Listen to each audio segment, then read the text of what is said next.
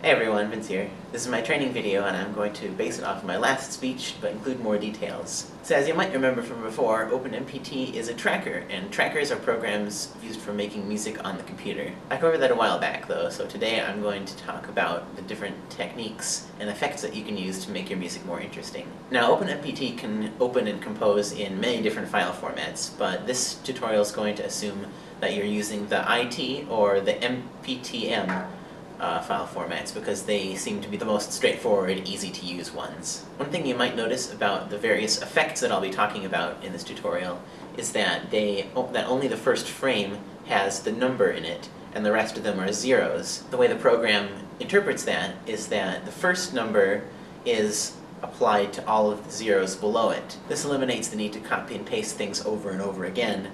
All you have to do is just type the letter you want and it remembers from the last time. Another thing about these variables, they use hexadecimal.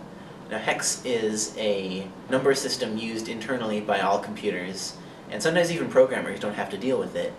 But the precursors to OpenMPT, the programs that people used to make 8 and 16-bit music with back in the day, used them, so they're kind of kept as a sort of holdover from those days. So now that we've talked about that, the first effect that I'm going to mention is vibrato. Real-life musicians achieve this effect by wobbling certain parts of their instruments, or their hands. The way to tell OpenMPT that you want to use this effect is the HXY command. The X stands for speed and the Y stands for depth. Here are some examples of this.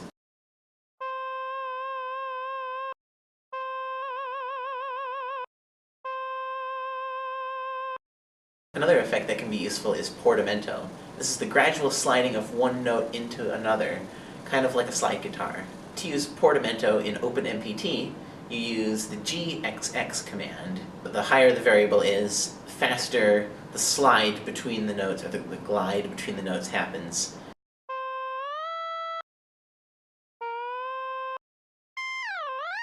If you use the highest possible hexadecimal number, FF, then you get an instantaneous change from the first note to the second.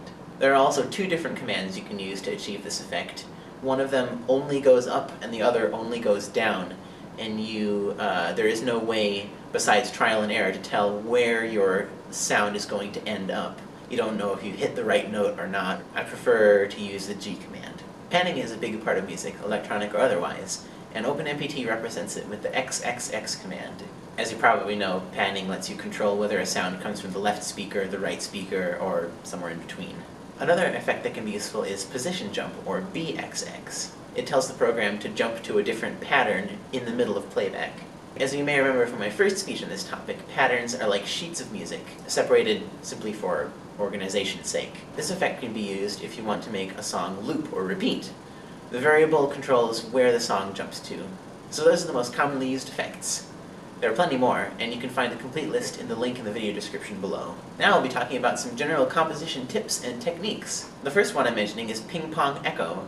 This is when you take a series of notes, copy and paste them over to a different channel, move them down a bit, and decrease the volume, and you get a pretty cool echo effect. Here's an example.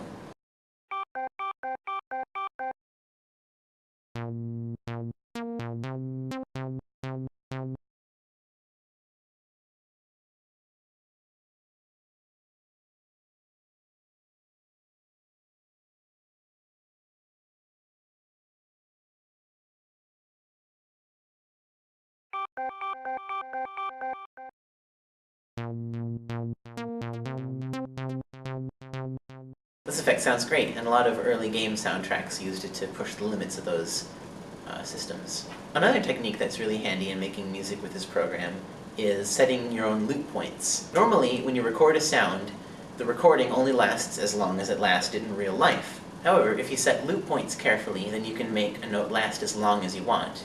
Here's me blowing across the top of a water bottle.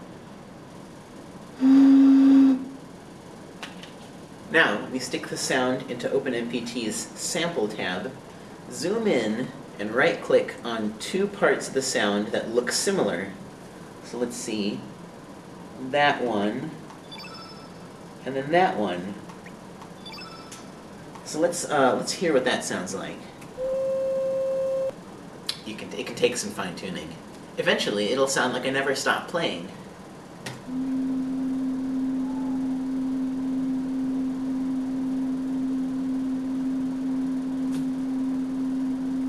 That's this right here. And we can compose with it or drop it into an already existing song, like this one.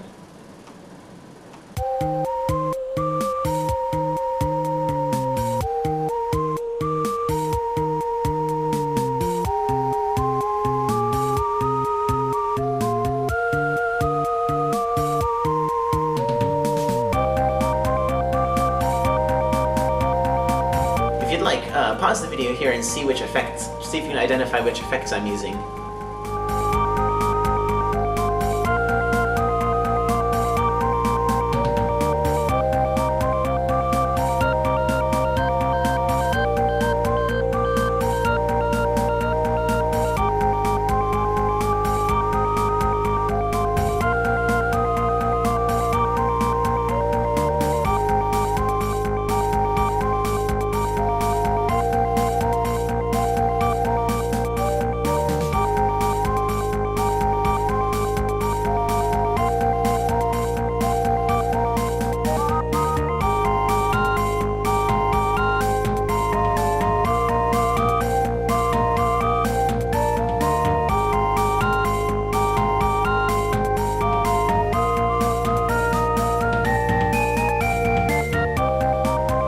And there's the loop.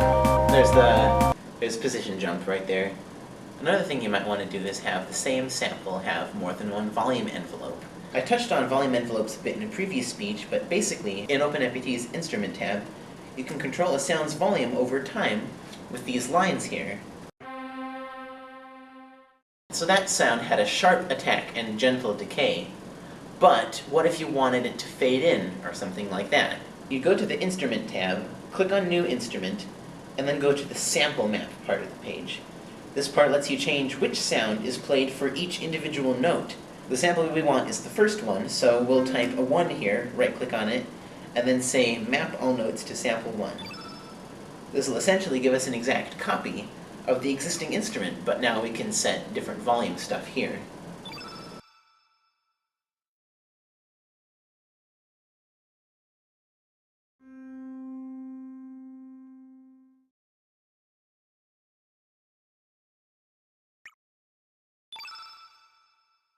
Finally, I'm going to talk about the various buttons in the Sample tab of OpenMPT. The first one is for creating a brand new blank sample. The second one is for importing a sample that you saved from before by using the Save button. This is useful if you've made changes to the sound file in regards to tuning or loop points that you don't want to do all over again if you want to use it in a different song. This button is for playing the sample. That's pretty self-explanatory. This one is called Normalize, and it amplifies the sound as much as it can without distorting it. So that's what that does. I'll undo that. This button is called Amplify. It's pretty much the same thing, except you get to specify the percentage yourself. So you could distort it if you want. If you put 900, then it'll do that. Sounds pretty awful. Or you could do something like 50%, which actually makes it quieter. Although you might as well just use the global volume variable right here. This one, Remove DC Offset and Normalize, does the same kind of thing. In some cases, if you're recording a sound, then the waveform might be slightly off-center, and I'm not exactly sure why that happens, but this button can fix it, and also amplify, like the other button does. This button lets you resample a sound, which is useful if you're composing for a system that has limited sound memory. It basically lets you compress a sound to take up less space, but still sound about the same. If you do it too much, though, it won't sound very nice.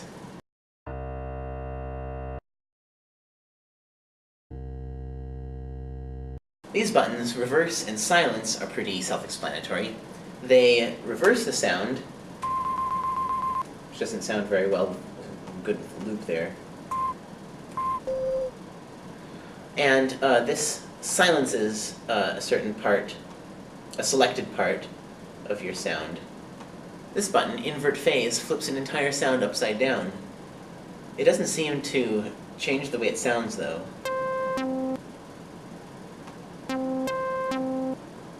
But I'm sure it's useful in some cases. Signed-unsigned conversion. I'm not exactly sure what this does, because it just seems to take a normal sound like this, and turn it into some sort of distorted nest like this. My guess is that if you somehow came across a sound that was stored in that bizarre, horrible format, then you can use this button to make it usable. This button, Crossfade between loop start and loop end, does just that, and crossfades to make your loop a bit cleaner. This can help smooth things out if you made a choppy sounding loop. And finally there's the tuning fork. Now this button can tune any sound to middle C. That's how I was able to get this to work right off the bat. This is incredibly handy, and I'm so glad it's easy to use.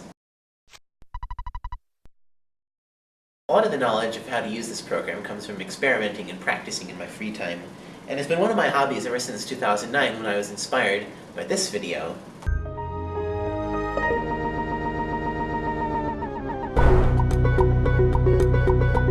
The only way to get good at something is to practice, and this program does have a bit of a learning curve that can take a while to get through if you're doing it for the first time. It also helps if you've had previous experience with music, like music lessons or band or choir in high school. Knowing the technical aspect of how to do these things is one thing, but composing your own music is something altogether. I've never composed my own music, and so I've only been able to make covers of other people's music. But once you get good at this sort of thing, then all kinds of amazing things can happen. Thanks for watching.